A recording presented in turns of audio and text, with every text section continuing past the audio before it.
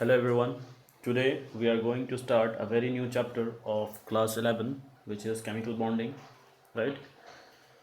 Myself Suman Singh. So when we talk about the chemical bonding or chemical bond, I hope you have learned this in class 9 also about you have some idea about chemical bonding, right? So, what is this chemical bond? So, chemical bond is what? We know that atom by itself is rarely capable of free existence, right? So, most of the substance which exist in a nature is in the form of a cluster or aggregate of atoms, right? And that cluster or aggregate of atoms which are held together which are held together and which is electrically neutral is called what? Molecules, right? So what is this chemical bond? Chemical bond is what? It is an attraction between atoms within a molecule, okay, or the union of two or more atoms to form what? Molecules is called what? Chemical bond, right? Or we can also define like this: a chemical bond is an attraction force which hold the various constituent atoms, molecules or ions together in different species, okay. Now when we talk about this chemical bond, one thing came in our mind is that why do these atoms combine, right? First question is that why do these atoms combine? Now, next question which arises in our mind is that why are only certain combinations possible? Means what? Why there is an HCl? Why not H2Cl? Or why not HCl2 like this, right? Why there is only HCl? Why it is not there? Why it is not there, right?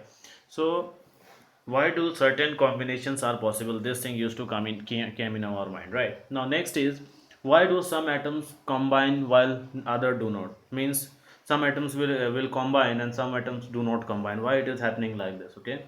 Now next is why do molecules possess a definite shape? Why any molecules possess definite shape? Suppose when we talk about the methane molecule, so methane has a tetrahedral structure, right?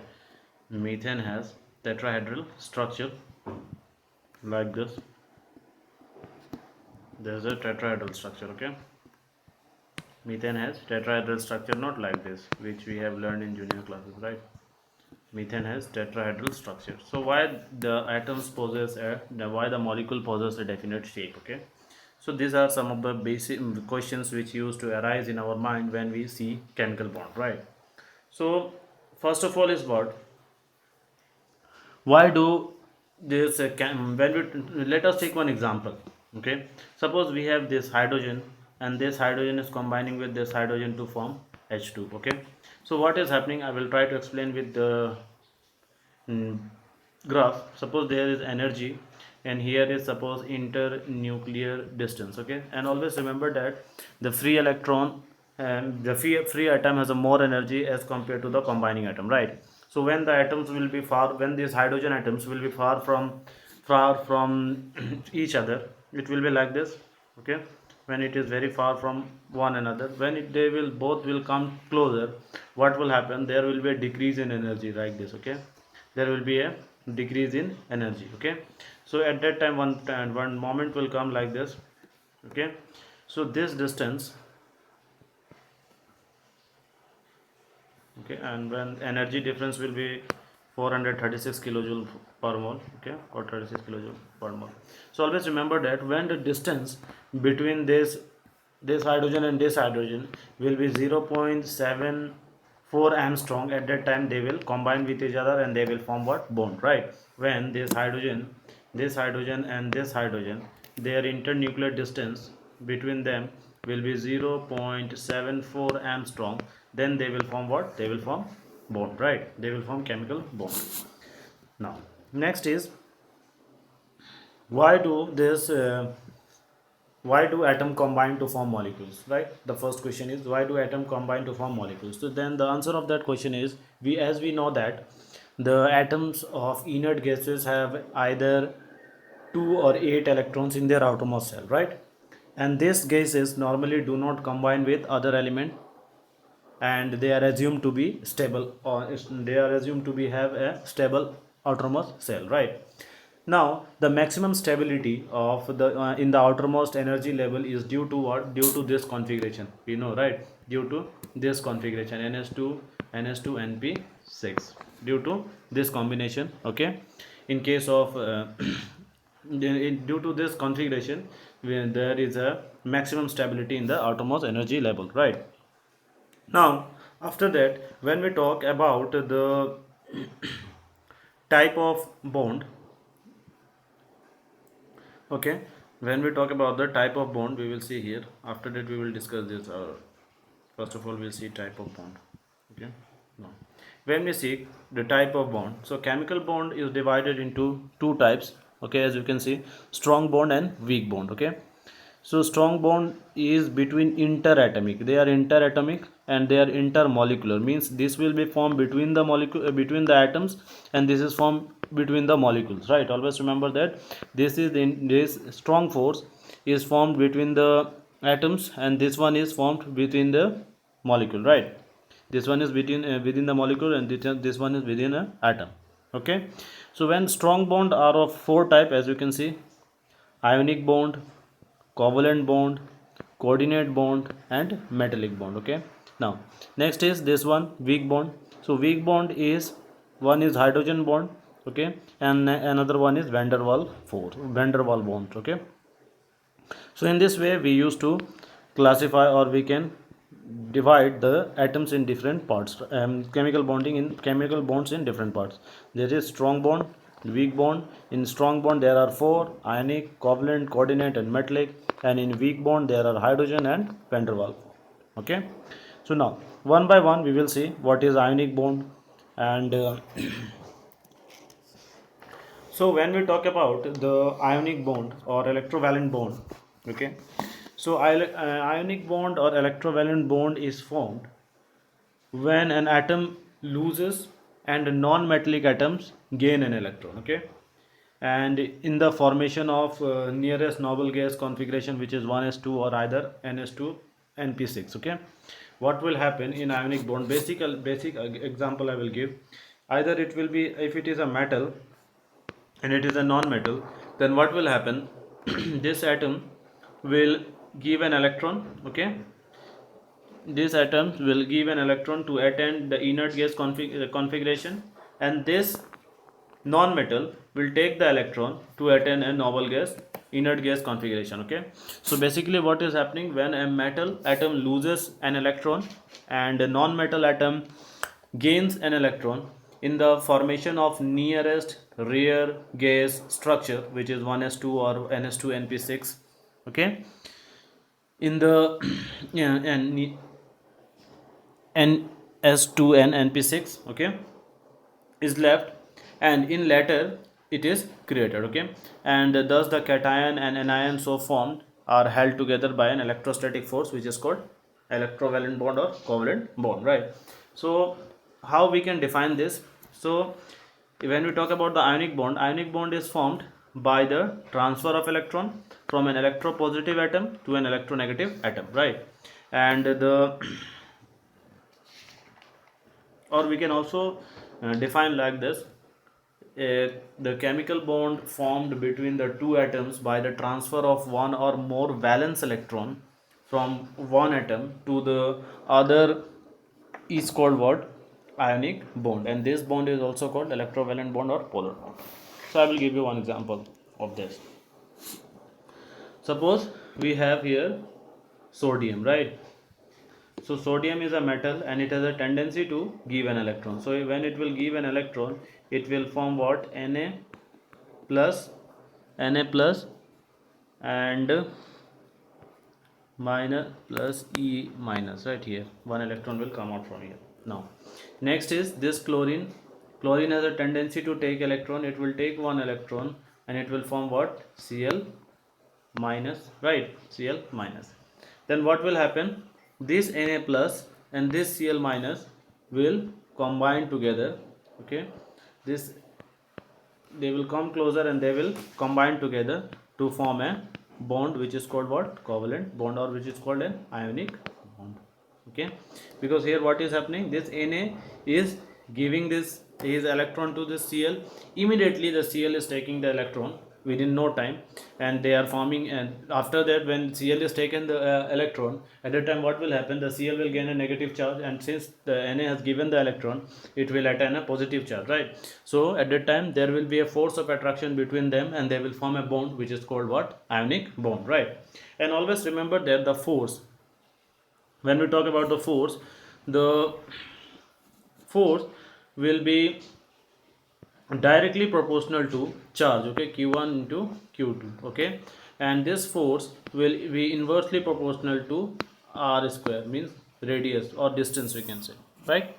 So this was some of the basic idea about ionic bond, right? So now there are so many examples are there to for the formation of ionic bond, okay.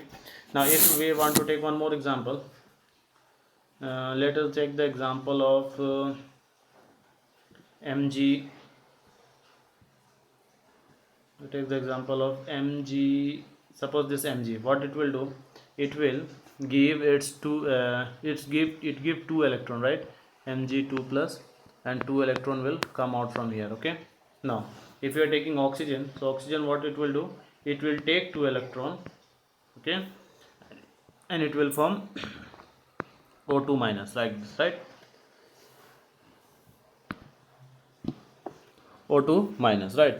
So at that time what is happening here, you see this mg, okay, this mg, which is what it is doing, it is giving its two electron, okay, it is giving its two electron,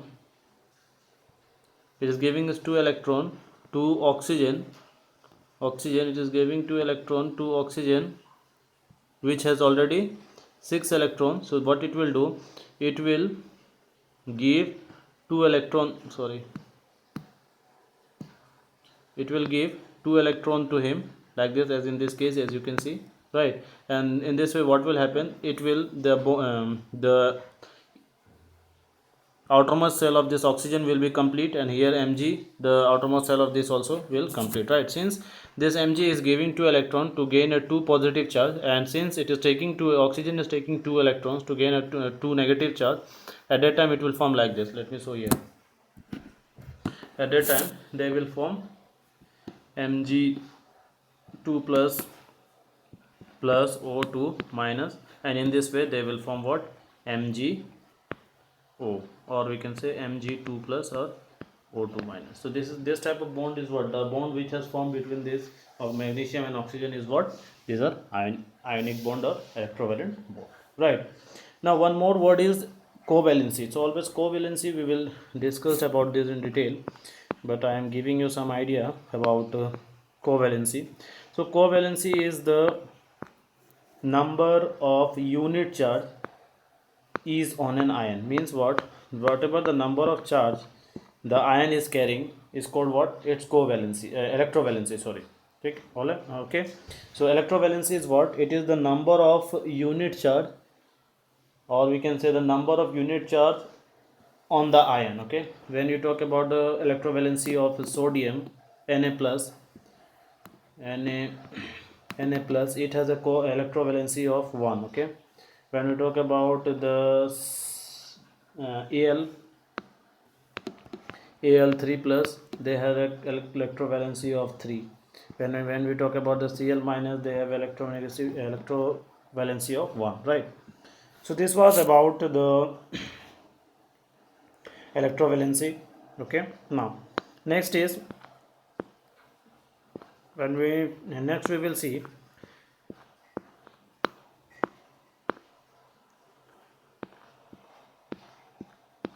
as you can see, so many examples are there, right?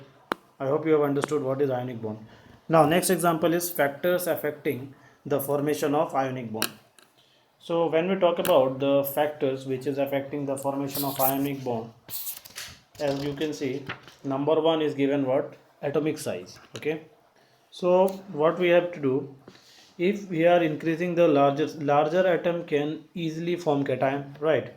Because the tendency to give electron will be, it can easily give its electron, right? So what will happen, the larger atoms can easily form cation, right? So that is form ionic compound easily, and due to the decrease in the force of attraction, the nucleus on the valence electron. Okay, an order of formation of alkali. Let me explain you like this. When we talk about the atomic size, so larger atoms are capable of forming cation very easily, right? This cation, larger atoms will easily form cation. Okay, and it will form what? It will form ionic compound easily. Why? Due to the decrease in force of attraction of the nucleus on the valence electron. Since if it is a if the atom is very large like this, if the atom is very large, then the electron which is present here, there will be a very less force of attraction between them, between this nucleus and this, right? So at that time, if the atom is very large, then it will easily form cation. Okay, and it will easily form ionic compound. Okay, why it is forming an ionic compound easily? Because due to the decrease in the what? Force of attraction of the nucleus on the valence electron, right? Now when we see the order of formation of alkali metal to form cation is what? See, this will form easily cation after the this and this: lithium, sodium, potassium, rubidium and cesium. Okay, so the order of reactive order of the formation of cation will be this: first of all lithium, then first is cesium, after rubidium, potassium, sodium and lithium, right? Now next is smaller anion.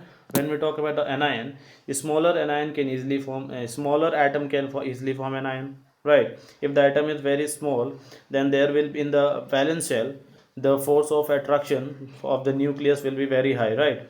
So in this case what will happen, they will attract the atom very there will be a greater force of attraction on the atom outermost shell. Okay, or we can say that on the atom.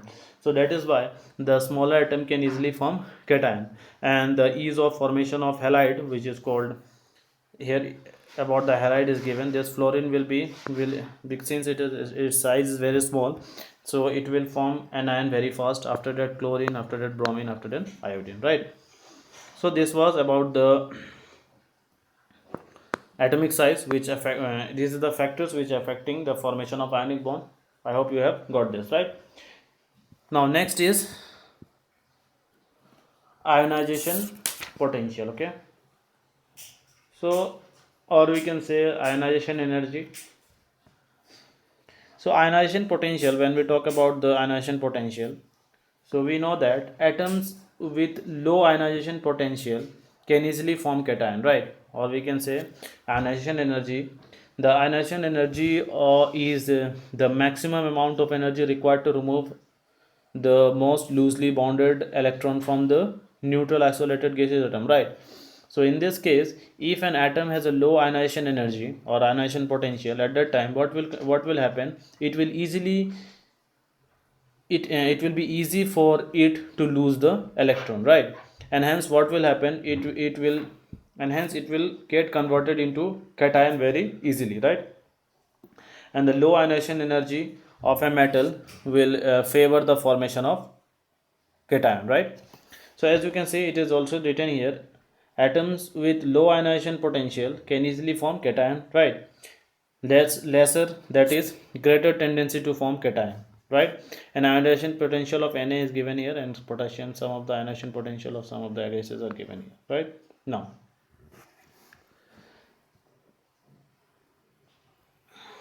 next is electronic configuration. So when we talk about the electronic configuration, cations with cations with inert gas configuration formed more easily than the cation with the pseudo inert gas configuration, right?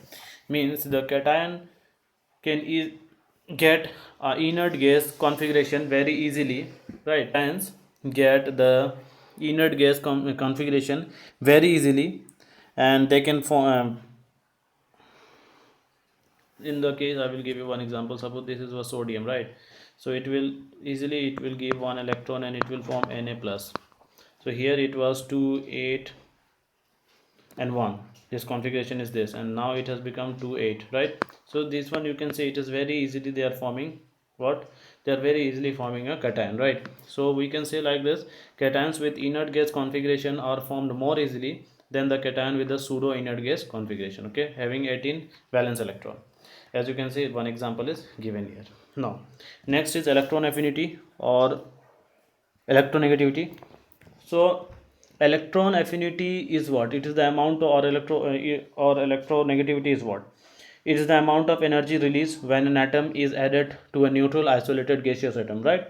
So now what we can see, since the since the release of electron is a sign of what? Stability of the system, right? So what will happen? The atoms with the high electron affinity will form an anion very easily, right?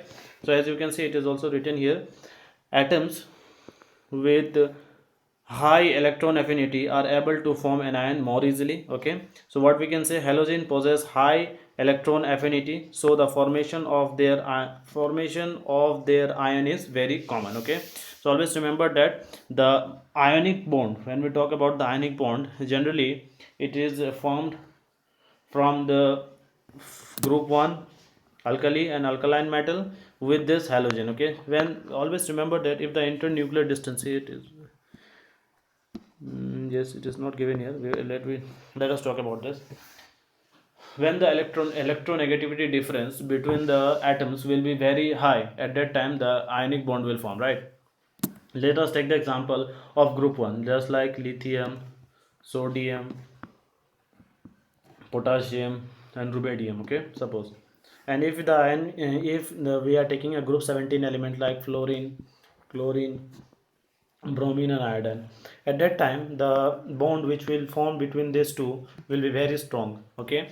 And they will be generally, they will form generally what they will form only 9, they will form ionic bond only, okay. So whatever the bond which is formed between the group 1 and group 17 is formed, it is called, the bond which is formed is what?